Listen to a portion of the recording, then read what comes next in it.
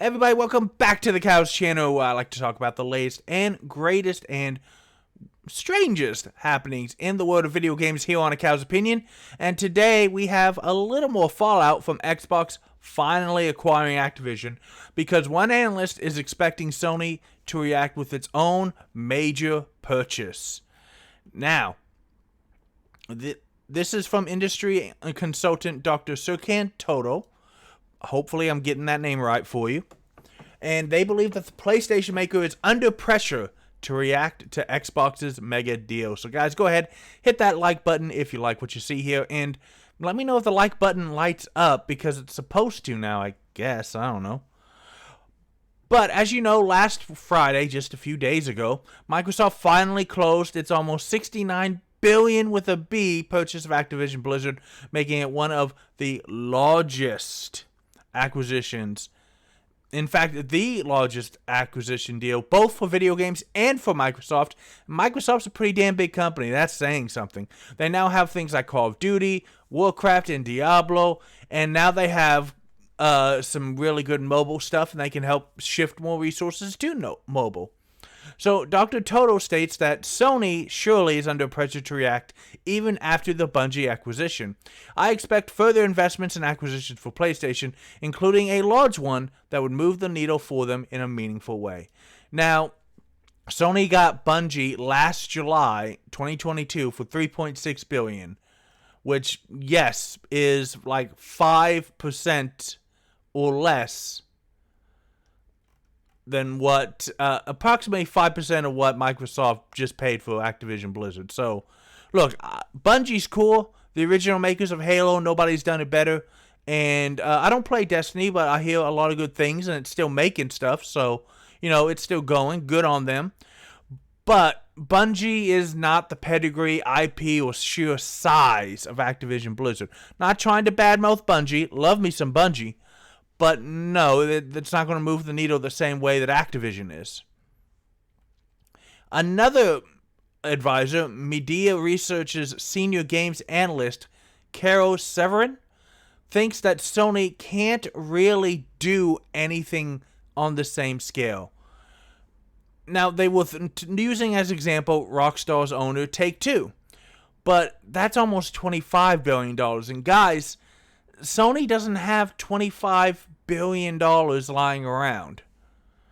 Not to mention the fact that I know this is not gaming, this is more finance, but right now interest rates worldwide are higher than they've been in the last 10 to 15 years in most places of the world, including Japan, North America, and Europe, where most of this stuff would have to take place.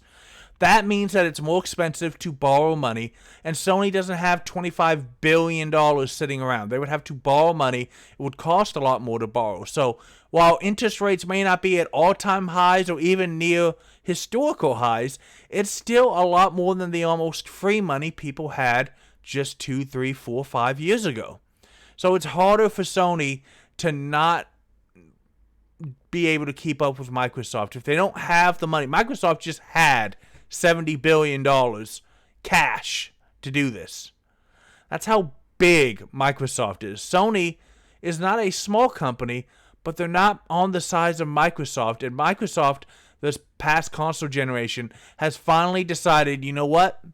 We're having our own issues, and we're just going to start acquiring what we need to dominate the games market. And look, Sony's not some innocent little company. There's been some concern over the last year about what Sony may be doing in Japan to keep an American console maker out of the Japanese market. I don't know what is and is not being done, but there's been a lot of concern. Now, they're suggesting things like Sony has one of the most impressive content catalogs on Earth. Bringing it together in a subscription offering, for example, could pose a solid competitive answer to Xbox's cross-platform effects. But it will be increasingly difficult to compete with Microsoft on games only. The only response for Sony on the game side will be buying something really big like Take-Two, but that is unlikely. Take-Two's not going to really want to sell. They're worth $25 billion. Whenever you buy a company, you can expect to pay between 50 to 100% more than the current price. That's called the premium. That's the money that people get to walk away from extra in their pocket that makes them feel good. about selling something that could make them a ton of money long term. So that would be almost $50 billion, which would put it in the range of Activision Blizzard's 68.7. But again, Sony doesn't have $50 billion. Sony doesn't have $24.6 billion for what Rockstar is currently worth. So really, I think this just proves that the console wars are never going to stop, guys. There's always going to be competition, friendly or not so friendly, as they strive to get gamers. And I think these analysts are just saying the right things. Right now, Microsoft's Game Pass is the best deal in gaming. There's no reason not to. And, I mean, Sony, we've made fun of Sony, and lots of people have, because they've increased prices on PlayStation Plus. They've taken stuff off of it.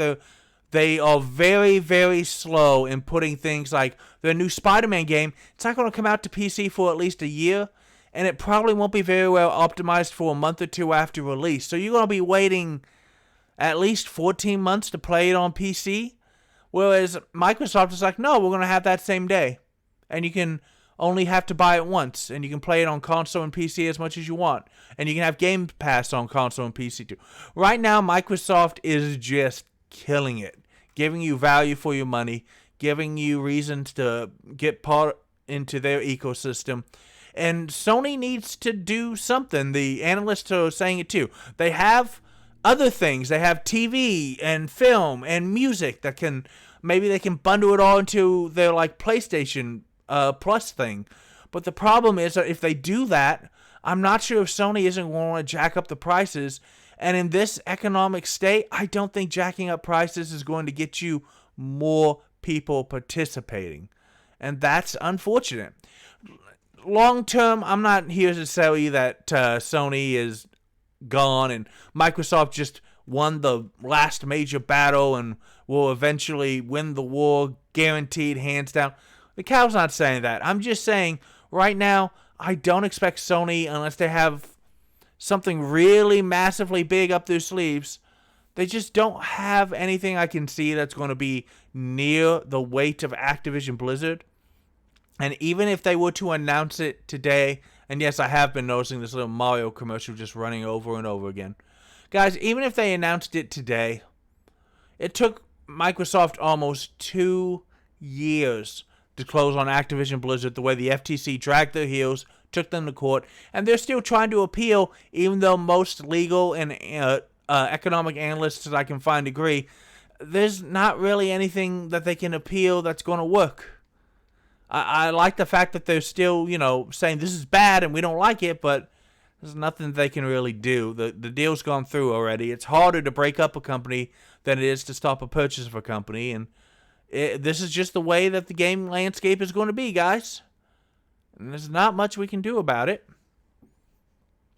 And Sony's not going to go away. They're going to be okay short term. They're probably almost certainly going to be okay long term.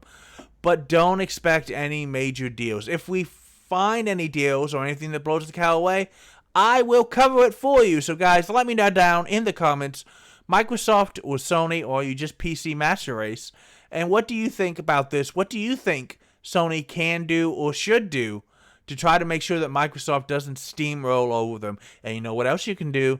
You know it was coming. You can play more games, because games are awesome and you always deserve awesome. I'll see you next time. All these tens of billions of dollars, and they still want to do all these stupid remakes. How about some money in original IP, guys?